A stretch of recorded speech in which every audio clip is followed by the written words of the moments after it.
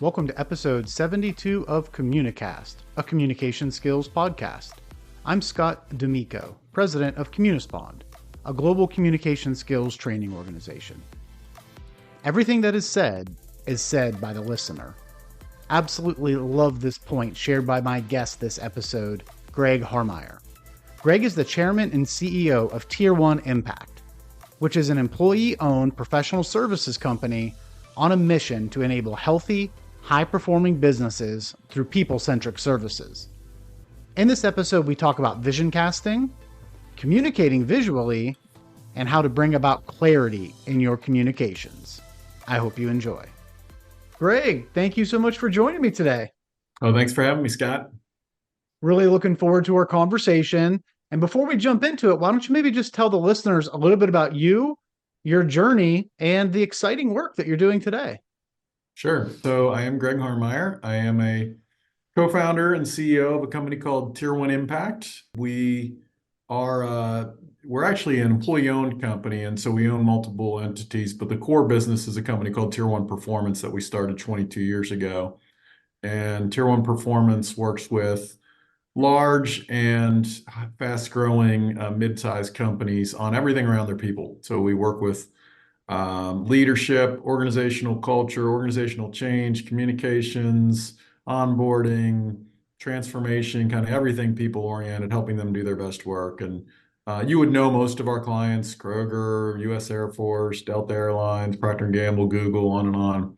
So I helped build that company for about 21 years. Last September, I stepped out of leading that organization, and I'm now just focused on the parent organization, Tier 1 Impact, where we do some small acquisitions and investments in other similar businesses in services spaces. Outstanding. No, this should be a great conversation then, definitely in my wheelhouse here when talking about people and especially around leadership. And then ultimately, how does communication tie into leadership? And Greg, as you think about that, if you think about this broad term of communication and people being effective communicators and leveraging that to be great leaders and to really focus in on their people, when you hear that term that somebody is a great communicator, what does that mean to you? What's the image that comes to mind? I think great communicators are great listeners, for starters, and that's in a personal communication for sure, in a conversation. I also think it applies at an organizational leadership level in the macro sense. Good communicators are attuned to the audience they're communicating to because they've listened to them, they've kind of absorbed and understood the context of what the organization or the team is dealing with, and given a lot of thought to what's being said and felt and what's not being said and what's being implied. And so I think it starts with kind of understanding what others are saying. Then I think there's a clarity of thought that's important in communication. So some of that, and people probably approach that in different ways, but I find those who are organized in their thinking, sometimes maybe it's by preparing and writing down, and sometimes it may just be how they process their ideas in advance, but organizing ideas in a way that people can connect with them, I think is important. Intentionality of language is really important. I find it interesting, particularly with leaders, that we often assume we mean the same thing as others when we use certain words or phrases, and just take it for granted that what we think we're saying is what's being heard, and that's not always the case. I am a fan of the expression, "Everything that is said by the listener," and when you communicate in large scale, if you're communicating to 100 people, you've got 100 listeners who are saying what you said 100 different ways, and so being conscious of that dynamic and trying to be as clear as possible. I think those are some traits. There's obviously plenty of others, and you've got a lot of expertise there, so I may look for you to tell me that as well. No, definitely agree. There's a lot that goes into being an effective communicator. You hit on some of those core foundational aspects of it around listening and being clear. And I love that phrase that you mentioned. Everything, you repeat it, everything that is said by the listener. Can you expand a little bit on that? Well, I never heard it. It makes sense to me, but for some of the folks out there, can you just maybe expand on that a little bit? And I don't know where the origination of it comes from actually, but I heard it somewhere along the way and I adopted it. But I think it's because, we process what we hear with personal context, and words and phrases and expressions and everything else means something through the lens of our own experience base and our own context and our feelings and our emotions and everything else is a part of the message. And if we fail to realize that and we just lean on, well, I said this, we're going to be a lot less effective. And so I think to the degree we can find ways to clarify what's been heard, not just what's been Hmm. said, that makes us more effective communicators. And again, it's different in a one-on-one communication than it is in large scale, but it applies in both. We sometimes think about, like, from a leadership perspective and an organizational perspective, we sometimes think about the criticality of repetition, but both repeating the message, but also repeating the message in different ways so that we can Hmm. make sure what we're trying to get across is heard in different ways. And we sometimes say, like, until we've heard people walking the halls repeating back what we've tried to get across, we haven't really gotten through to Yeah. people.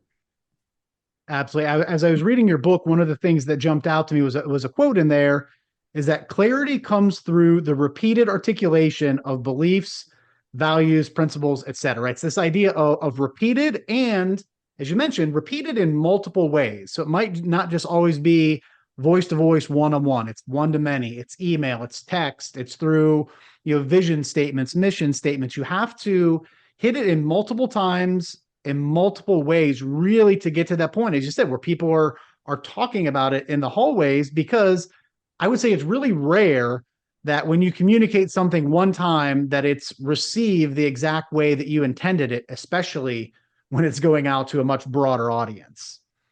Yeah, I 100% agree with that. And it can be frustrating as a leader if you think, like, this is what I said, or even I said it multiple times and it wasn't heard, but that's a reality. And so the need for repetition, and as you point out, like, multiple modalities, multiple methods, and often even multiple messengers, like, people are going to connect and relate and communicate better to certain people than others will, than Mm-hmm. maybe might. And so getting an organization to reinforce the message and the direction, the vision, whatever's trying to be communicated, is an important aspect of it. It's not realistic to believe that we communicate things once and they're absorbed. It doesn't work that way.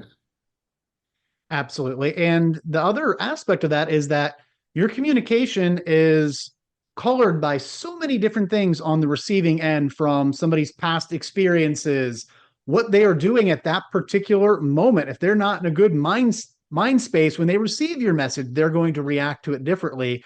So knowing that and being aware of that really is important when you're communicating something, especially something important, to make sure that this can't be a one and done, because it may not be heard. It may get lost in the deluge of all the other messages that are coming in at the same time.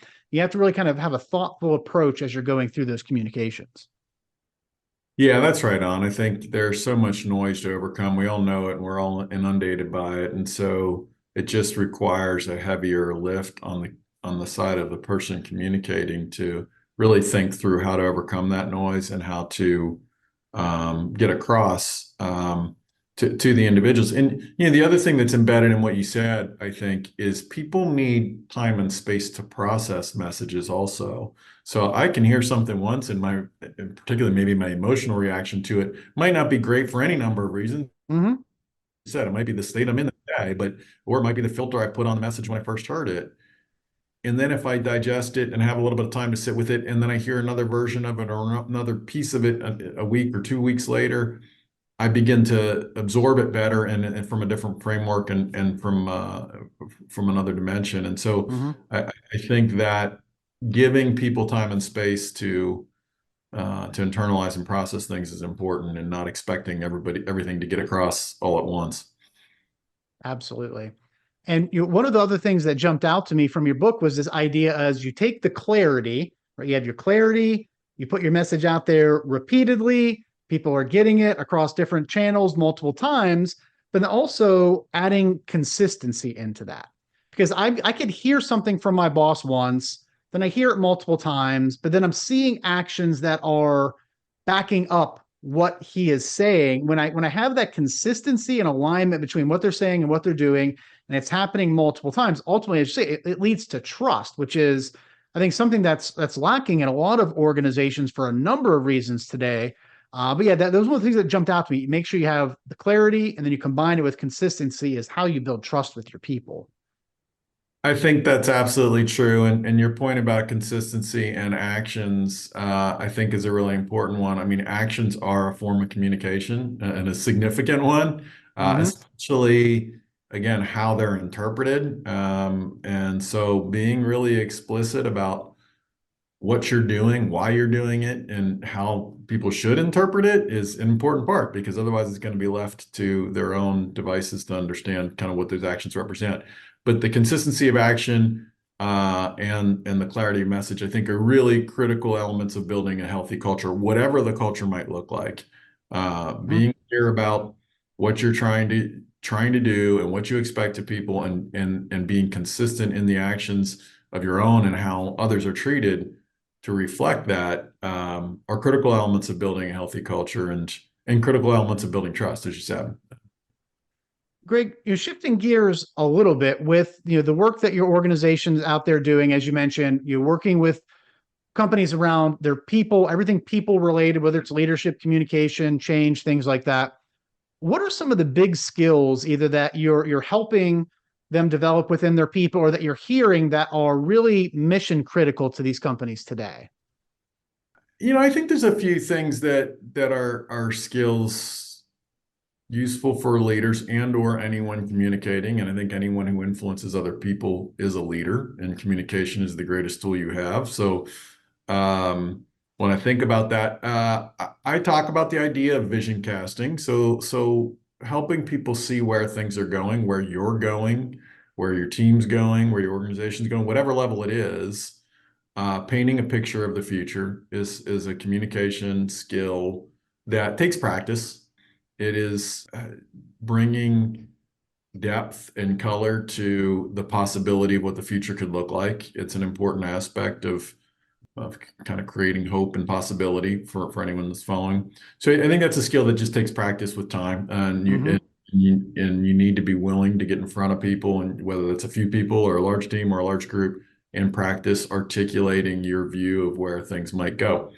There are some other skills that so one that I'm not particularly great at, but it's a great skill that we work with organizations on a lot, is communicating visually. Being able to draw basic ideas. You don't have to be an artist. Be Mm-hmm. able to draw basic concepts and ideas because it brings them to life for people, and that's a really valuable skill. But some really basic ones that I talk to young people about all the time: being proactive.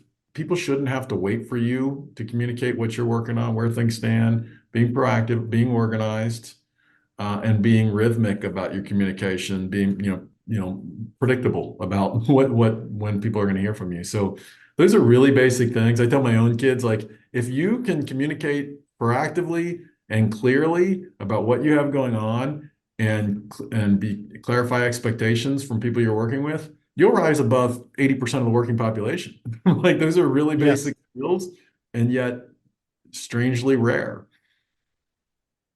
Extremely rare. It's definitely, I will say, it's one of those bad things, good things. Bad because I hate to see it, good things because that's obviously what I do for a living, is helping people develop those skills. But same thing, I stress it with my kids. I have an 11-year-old and a 14-year-old about being effective communicators and how it takes practice. So you have to get those reps in. You need to try it, whether it's a phone call, at a restaurant, at the doctor's office. Make sure that you're getting reps in, even if it's just around the dinner table. Practice. All of those interactions that you have on a daily basis are opportunities to practice and develop these skills.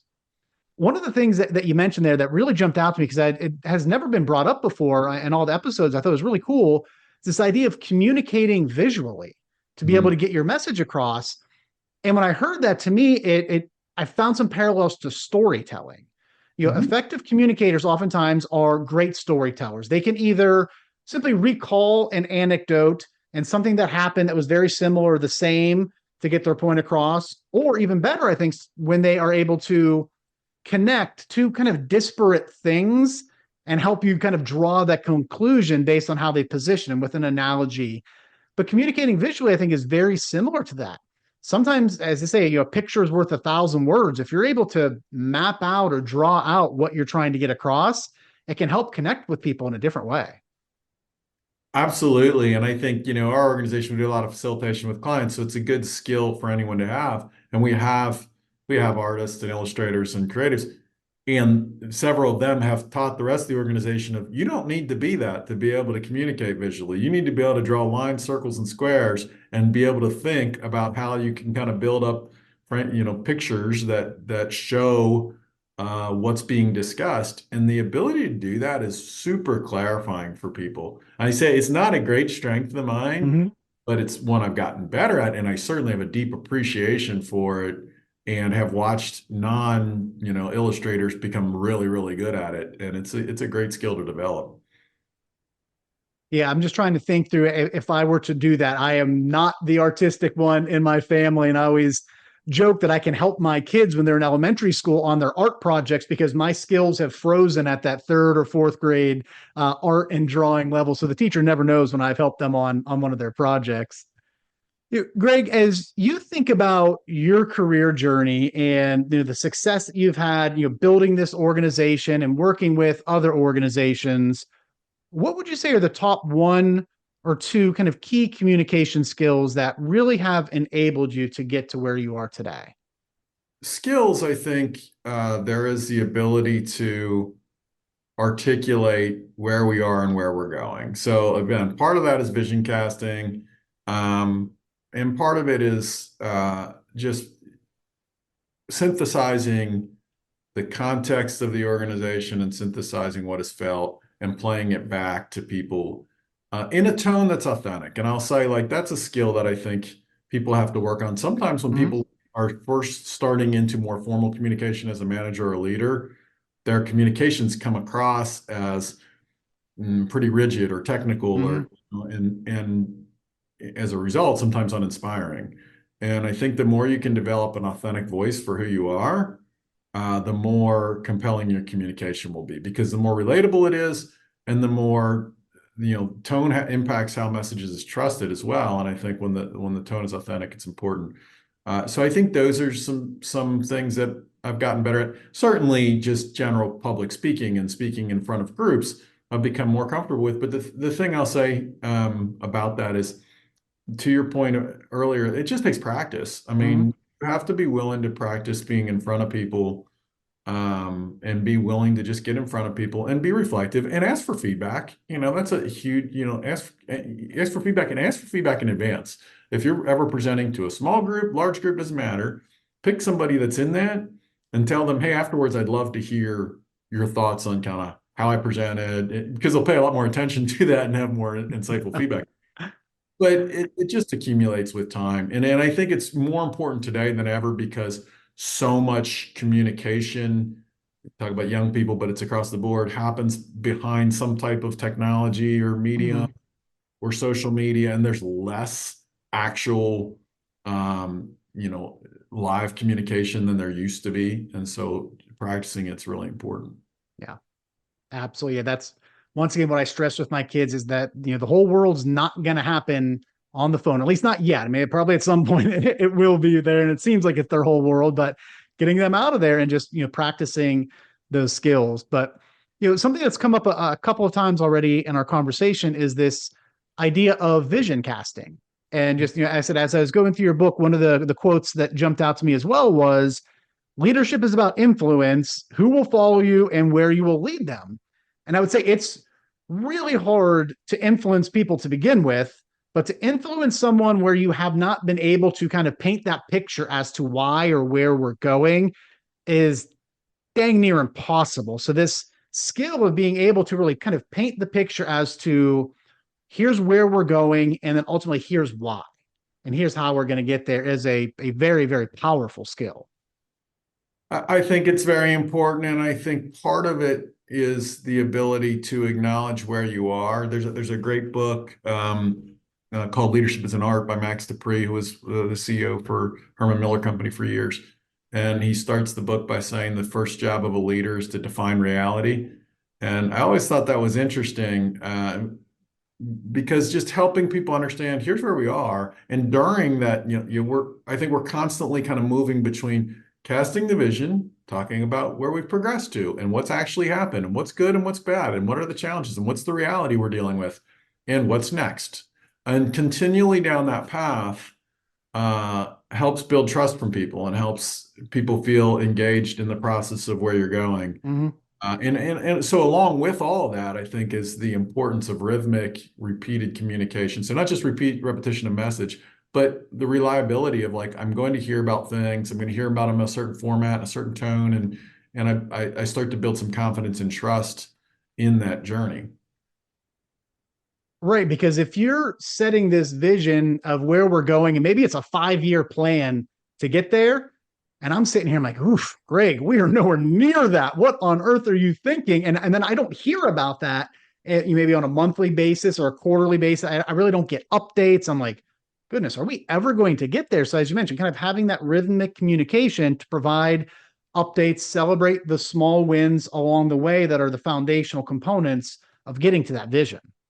Yeah, that's right. And I think sometimes for leaders that can feel mundane because like we either don't have a lot of updates or there's not a lot to say, or in some cases we don't know the answer to certain topics or questions, so we don't want to say anything. Mm-hmm. Uh, yeah, the couple things I'll say about that is people, in my experience, notice the absence of communication more than they notice the presence of it.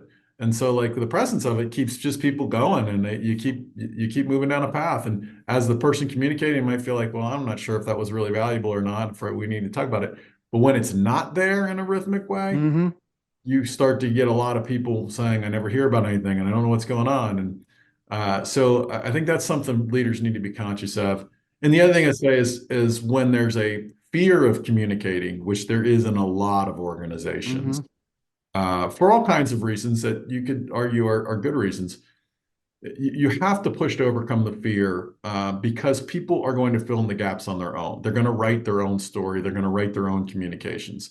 And so you've got to get in front of it and explain as much as you can. And if you don't have answers to things, or the things are uncertain or ambiguous, then say that and say why. Mm-hmm. And okay, and Yes. people can deal with ambiguous messages or uncertainty much better than they can deal with not hearing anything. Absolutely. I love the point about people writing their own story or filling in the blanks themselves. I was at a prior job.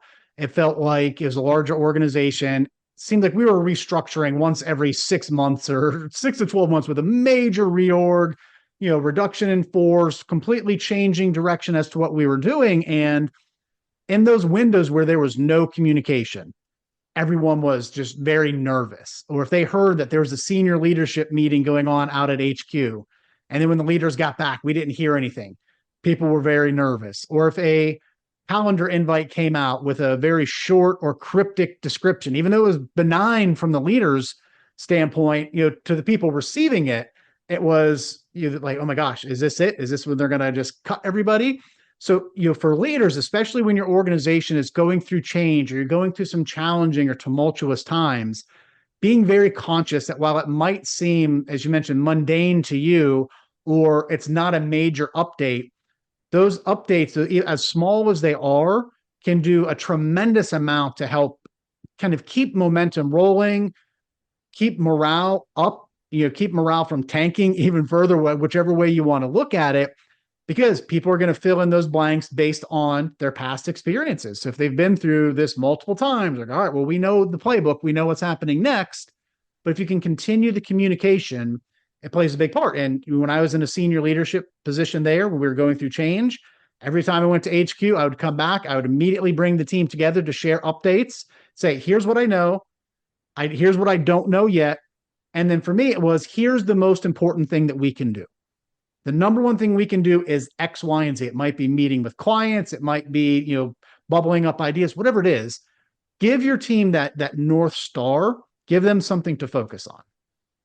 No, that's great guidance, and I think it's right on. I think we need to shape for people the honest understanding of where we are, and if it's if we just went through layoffs, and I mean there might be layoffs in 6 or 12 months, but we don't know. Tell them like Hmm. the more we can name what people are feeling and the more we can make things explicit, the more we can ease anxiety and we can orient towards what actually needs to happen. And it may simply be like, hey, we just did layoffs. None of us wanted to have that happen. It has a significant impact on all of us. And you're probably wondering, are there going to be more behind this? And our intention is to try to make it so there's not. And here's what's going to have to happen for that to be the case. And here's, to your point, here's the number one thing we need to all work on so that we can avoid it. And we'll keep apprised of how we progress against that.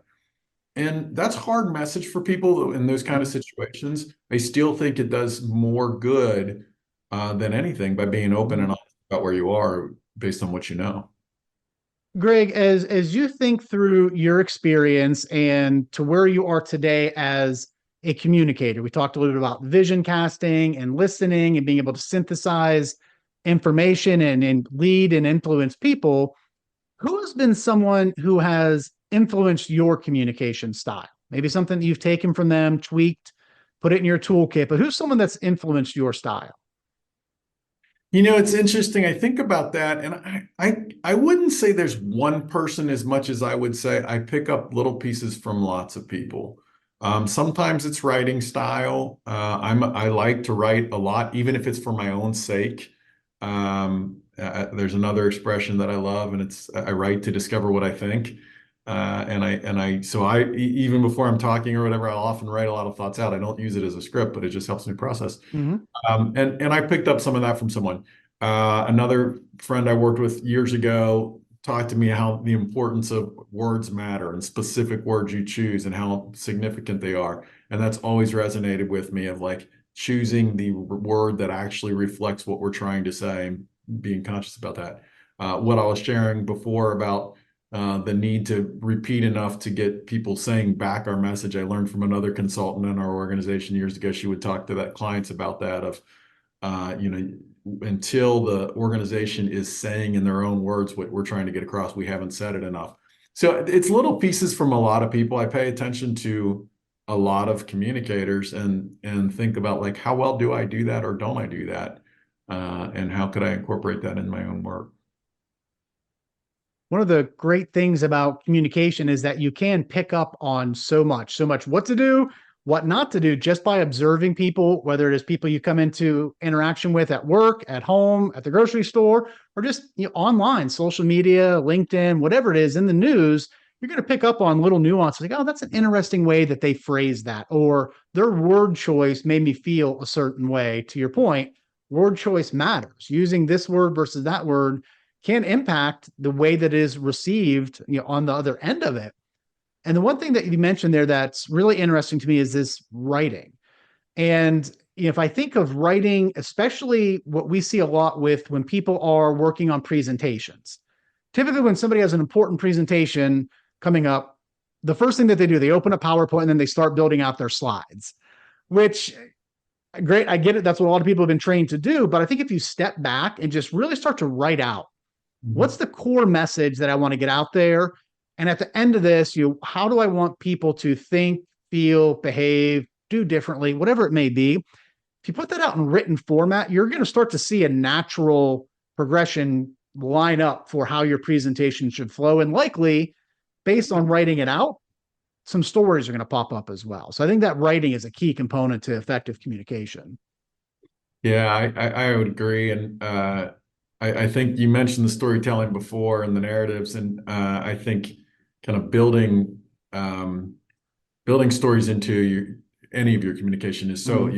you touched on it, but it's so powerful. I'm not naturally a great storyteller, and I totally agree that great communicators are. And so for me, if I'm going to present something, I have to think about some of those stories in advance to weave them in. So being conscious of like what you're good at and what you're not, and how to Mm-hmm. compensate for it, I think is part of it as well. It's definitely a skill, and it's something personally that I've been working on around storytelling is trying to train my brain to pick up on things in my daily life, whether it's at a kid's sporting event, a movie that I'm watching, a podcast that I've listened to. If the way that somebody positioned a topic or just something that I've picked up on. I've seen it especially a lot with my kids and their sports and their coaches. Like training my brain to pick up on these little cues that just throw up a little flag in my brain, kind of earmark it. See, I might be able to use that for some sort of story later on, whether it's at work or at home. But it's definitely something that it takes time. If you have a big presentation or an important meeting coming up, I encourage anyone that's listening, sit down and start to think about how can I incorporate some stories into these key points, whether it's a direct example from earlier in my career, or it is one of those more kind of personal story where you're drawing a connection or a parallel. It takes time. You have to sit down. You really do have to think about it, unless you're just one of those people that just naturally stories pop up all the time. I'm not one of those people. It does take time to get there, but it's a worthwhile exercise because you'll start to build up a bank of stories to be able to use. Greg, as we are wrapping up here, what piece of closing advice would you have to those folks listening, just really around the importance of developing the skills that we've had today, whether they're fresh out of school, going into the workforce, budding entrepreneur, maybe mid-career, ready to make a pivot? What advice would you have for them? Well, we touched on some of this already, but practice as much as you can. Recognize the significance of communication because it is the greatest tool for influence, or one of the greatest tools anyway, for influence of others. And if you're leading anyone in any capacity, you need to be able to influence them. So recognizing the significance of it. I've worked with a lot of highly analytical people in my life, and I sometimes tell people, like, being right, and I'm a pretty analytical person myself. Sometimes tell people being right is irrelevant. And that's probably an extreme statement, but if you can't articulate and communicate the idea that you think you're right about, then no one's gonna, then it doesn't even matter. Because if you can't get people to understand what you're trying to convey. So recognizing the significance of it, being proactive, being organized, being clear, practicing. Spot on. I think so many people take communication and its impact for granted. We've all been doing this our whole lives ever since, when you start talking, maybe a year, 2 years. I don't even remember now. That my kids are beyond that point, but we've been talking since we were 2, and even before that, communicating and sending signals. So people take this for granted, but when you really think about it, every single aspect of our life is impacted by communication. And the better that you are at it, the more thoughtful you are at it, the higher the likelihood that you're going to have a successful outcome, whatever it is, at home or at work. Focus on these skills, get the reps in, be aware of it. So, Greg, thank you so much for joining me. Really, really enjoyed the conversation. Thanks for having me, Scott. I enjoyed it as well. Have a great day. You too. A special thanks again to my guest, Greg Harmeyer. Greg's point about asking for feedback in advance is a fantastic piece of advice. If you ask for that feedback in advance and be specific about what you are looking for, the likelihood that you will receive valuable and actionable feedback is exponentially higher. As we wrap up this episode, remember that the journey of improving communication skills is ongoing. Make sure to stay connected with Communicast by subscribing so you can benefit from conversations with future guests. If you found value in today's episode, I'd be grateful for your support. Leaving a rating or review is a fantastic way to let us know the impact this show has had on you. Thanks, and have a great day.